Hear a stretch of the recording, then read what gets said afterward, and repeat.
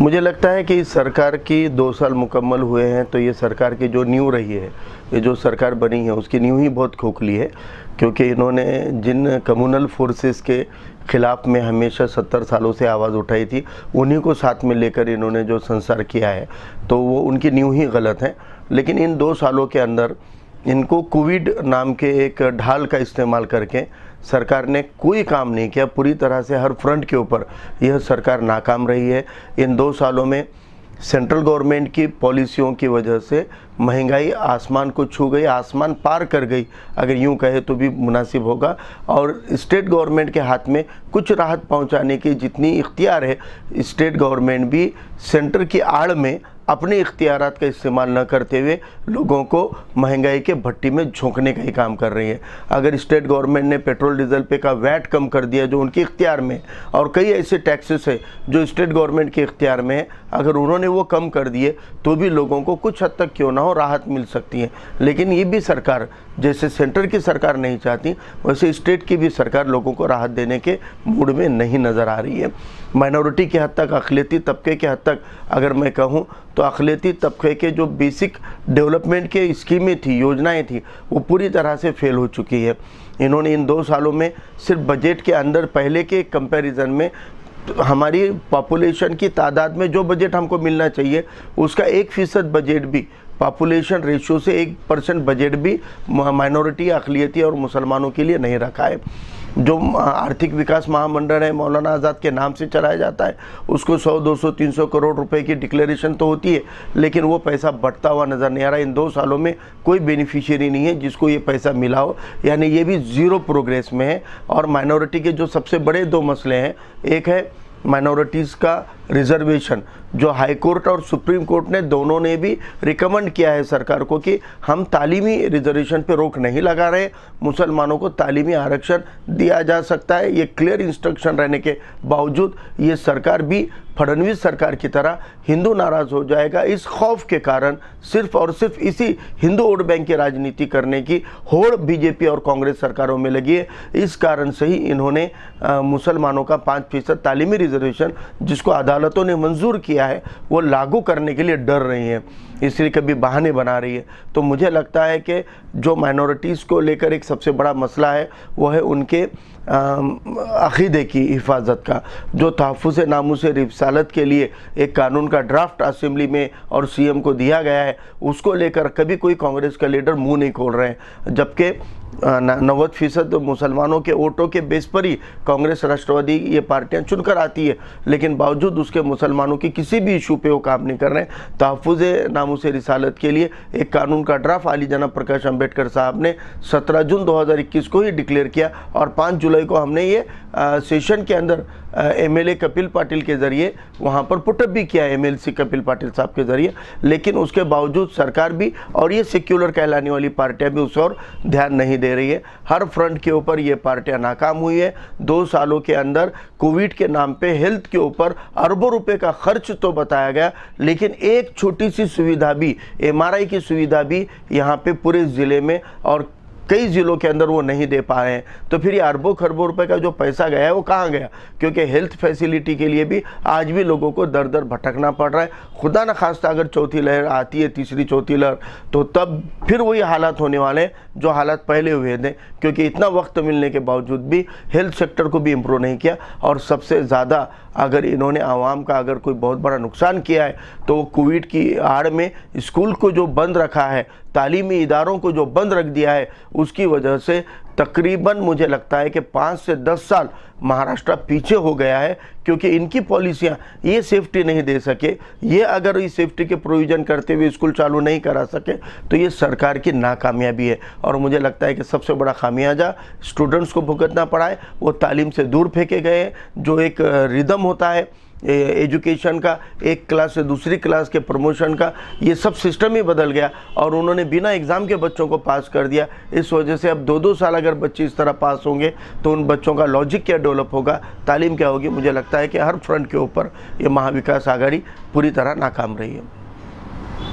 अशोक चौहान ने press conference के दौरान मुस्लिम रिजर्वेशन से लेकर जो सवाल पूछा गया था उस पर उनका ये कहना था कि कानूनी लेवल पर कुछ अड़चने हैं, 50% की उन्होंने बता रहे कि सुप्रीम कोर्ट ने उस पर लगाई रोक और उस वजह से मुस्लिम रिजर्वेशन का मसला आगे बढ़ नहीं रहा। कितना लगता है आपको उनकी बात में दम है?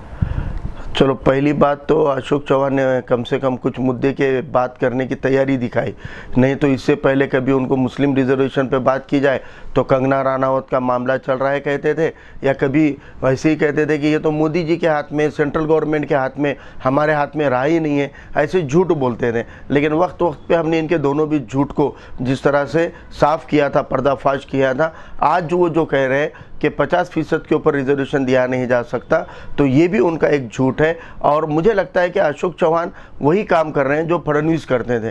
तो फिर भाजपा में और कांग्रेस के पॉलिसी में, राष्ट्रवादी के पॉलिसी में फ़र्क क्या रह गया? अगर ये भी सरकार वही जवाब दे रही है जो किसी दौर में फडणवीस दिया करते थे, तो फिर मुझे लगता है कि इनमें और बीजेपी की पॉलिसी में मुसलमानों को लेकर तो कोई फ़र्क नज़र नहीं आ रहा है। और मुझे अशोक चौहान से एक सवाल पूछना है कि आप कोर्ट से ज़्यादा होशियार नहीं हैं, और जब हाई कोर्ट ने यह फैसला दिया था कि मुसलमानों को 5% तालीमी रिजर्वेशन दिया जा सकता है, उस फैसला देते वक्त भी महाराष्ट्र का रिजर्वेशन का कोटा 51% हो चुका था। तालीम में भी, नौकरियों में भी 51% रिजर्वेशन आज भी मौजूदा हालात में, आज महाराष्ट्र में 51% रिजर्वेशन, हम 50% क्रॉस कर चुके हैं। इसके बाद ही हाई कोर्ट ने डिसीजन दिया कि मुसलमानों को तालीमी रिजर्वेशन दिया जा सकता है, और सुप्रीम कोर्ट ने इस डिसीजन को कायम रखा है। यानी सुप्रीम कोर्ट ने भी हाई कोर्ट के फैसले को बरकरार रखा है। तो फिर ये हाई कोर्ट और सुप्रीम कोर्ट दोनों की तरफ से मुसलमानों के तालीमी रिजर्वेशन को हरी झंडी बताई गई है, लेकिन ये सरकारों की इच्छा नहीं है, क्योंकि इनको लगता है कि अगर हम मुसलमानों का 5% रिजर्वेशन दे देंगे तो फिर मराठा समाज नाराज़ होगा या दिगर हिंदू तबके नाराज़ हो जाएंगे। इसलिए हिंदू वोट बैंक की राजनीति के चलते ही कांग्रेस और राष्ट्रवादी की हिम्मत नहीं हो रही है कि वो अदालत ने जिसको जायज़ करार दे दिया वो 5% रिजर्वेशन लागू नहीं कर रहे। इनको नया कानून भी लाने की ज़रूरत नहीं है। अदालत के फैसले का आधार बनाकर अगर ये खाली एक ऑर्डिनेंस, मंत्रिमंडल का निर्णय भी ले लेंगे कि हाईकोर्ट के इन सूचनाओं के आधार पर, लेकिन ये जो कह रहे हैं कि मराठा समाज के रिजर्वेशन को भी हम इसलिए लागू नहीं कर पाए कि 50% ज़्यादा हुआ, गलत बोल रहे हैं, झूठ बोल रहे हैं अशोक चौहान। ये इसलिए झूठ बोल रहे हैं क्योंकि सुप्रीम कोर्ट ने मराठा समाज के रिजर्वेशन को खारिज करते हुए 50% की एक ही कंडीशन नहीं बताई है। 50% की कंडीशन तो हो ही नहीं सकती।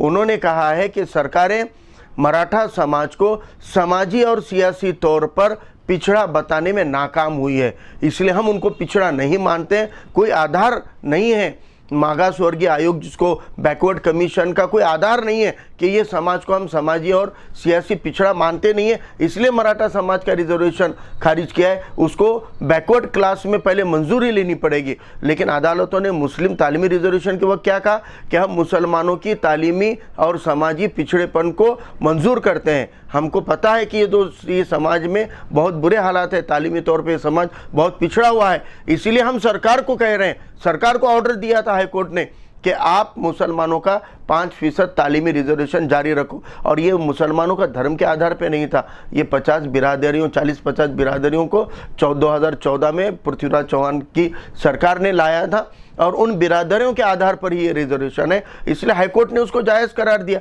जब हाईकोर्ट 50% क्रॉस किए वाले महाराष्ट्र में कह रहा है कि तालीमी रिजर्वेशन दिया जा सकता है, तो अशोक चौहान हाईकोर्ट से ज़्यादा शाने हैं क्या, ये उन्होंने मुझे पहले बताना चाहिए। और अशोक चौहान हर बार कभी कंगना रनावत, कभी सेंट्रल गवर्नमेंट का बहाना बना रहे हो, कभी 50% की बात कर रहे हो। आपकी नीयत है क्या रिजर्वेशन देने की?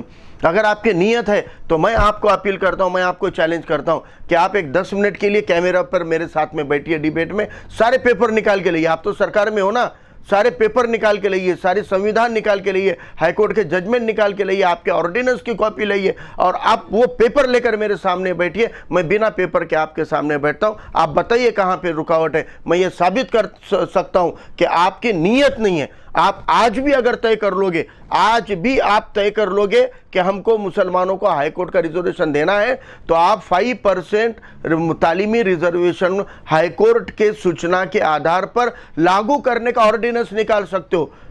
लागू करने का, इंप्लीमेंट करने का निकाल सकते हो। और आज भी वो लागू कर दिया तो कल जहां जहां पे एडमिशन भर्ती होंगे, चाहे एमबीबीएस के हो, बीएमएस के हो, उसमें 5%, महाराष्ट्र में छोटे बड़े मिलाकर तकरीबन 70,000 से ज़्यादा जगह है जहां पर 70,000 मुस्लिम नौजवानों को तालीमी इख्तियार मिलेगा, जो आज बाहर फेंके जा रहे हैं नंबर नहीं लगने से। तो ऐसे 70,000 से ज़ायद मुस्लिम तालिबा इल्म को, जो तालिब इल्म हैं, उन लोगों को एक मौका अता करने का एक बड़ा काम इस बिल के ज़रिए हो सकता है। इसलिए मैं चैलेंज करता हूं, या तो आप इसको लागू कीजिए, और लागू नहीं कर सकते हो तो आप कैमरे पे हमारे सामने बैठिए और बताइए आप कैसे नहीं कर सकते। हम आपके झूठ का पर्दाफाश करके रहेंगे।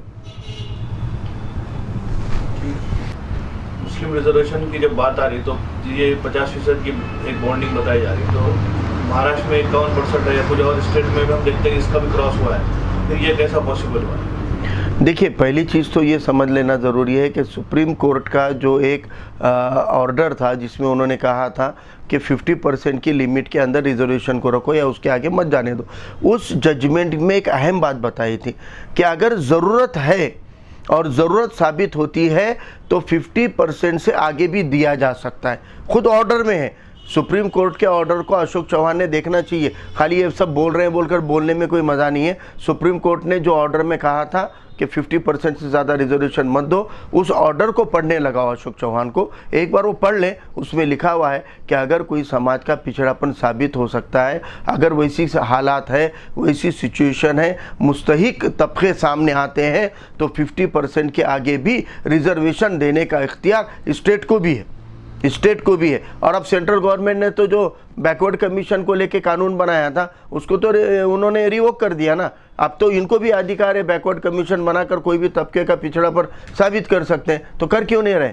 इनको करना नहीं है। मैं अब भी ये कह रहा हूँ कि 50% की लिमिट होती तो अदालत ये कहती ना कि 50% से आगे हो गया, नहीं तो हम तालीमी रिजर्वेशन देते, ये कहती ना। अदालत के तो सामने सारी चीज़ें हैं रिजर्वेशन को लेकर। फिर अदालत ने क्यों साफ साफ कह दिया कि मुसलमानों का पिछड़ापन साबित होता है, तालीमी तौर पे मुसलमान बहुत पिछड़ा है, इसलिए हम हुकूमत को निर्देश दे रहे हैं कि वो मुसलमानों का शैक्षणिक आरक्षण जारी रखे। ये सूचना देने के बावजूद अगर हाईकोर्ट को ये नहीं समझता है कि 50% क्या हो गया, ऑलरेडी महाराष्ट्र गया, जब डिसीजन आया तब 51% था, तो ये 5% देंगे तो 56 हो जाएगा तालीम में, ये सुप्रीम कोर्ट को पता है। लेकिन पिछड़ापन अगर साबित होता है तो दिया जा सकता है, ये बात साफ है।